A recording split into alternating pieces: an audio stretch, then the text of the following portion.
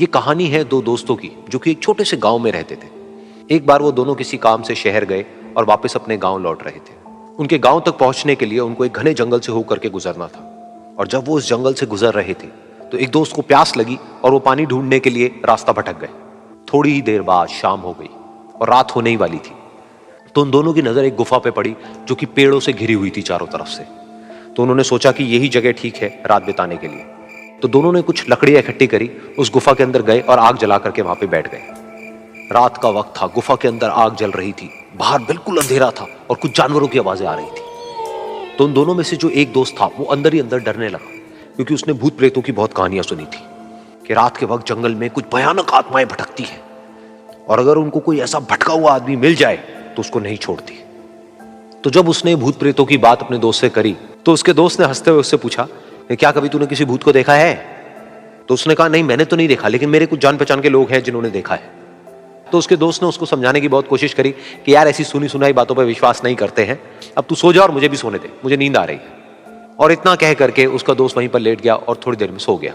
लेकिन वो जो अंदर से डरा हुआ था वो लेट तो गया, लेकिन उसको नींद नहीं आ रही थी। उसको लग रहा था कि शायद यहां पर कहीं कोई है जो छुप करके कहीं से उसको देख रहा है। उस आग की वजह से कुछ परछाइयां बन रही थी वहां पर पत्थरों पर, तो उन परछाइयों को देख करके भी वो डर रहा था। फिर कुछ घंटे तक ऐसे ही चलता रहा। फिर उसके बाद में क्योंकि वो थका हुआ था तो उसको नींद आ गई। लेकिन नींद आने के कुछ देर बाद ही उसको एक सपना आया।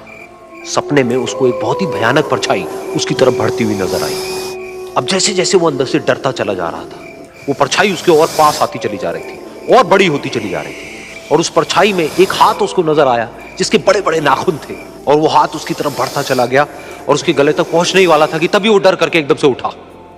फिर उसने अपने दोस्त की तरफ देखा जो कि सो रहा था, उसको पकड़ करके जोर से उठाया।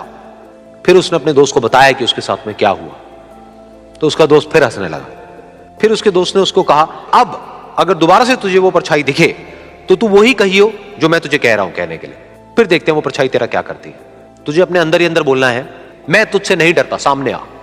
तो उसके दोस्त ने वैसा ही किया। थोड़ी देर बाद दोबारा से उसको सपने में वही परछाई नजर आई और वो परछाई धीरे धीरे उसकी तरफ बढ़ने लगी।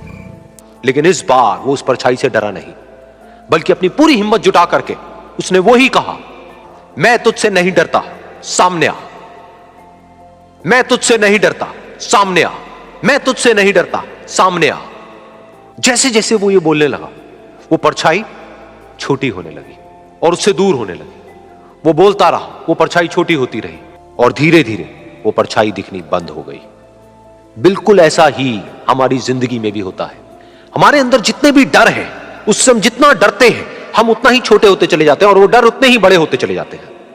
लेकिन अगर हम अपने अंदर के डरों से नहीं डरते हैं और उसका सामना करते हैं तो दुनिया का ऐसा कोई भी डर नहीं है जो कि हमें डरा पाए।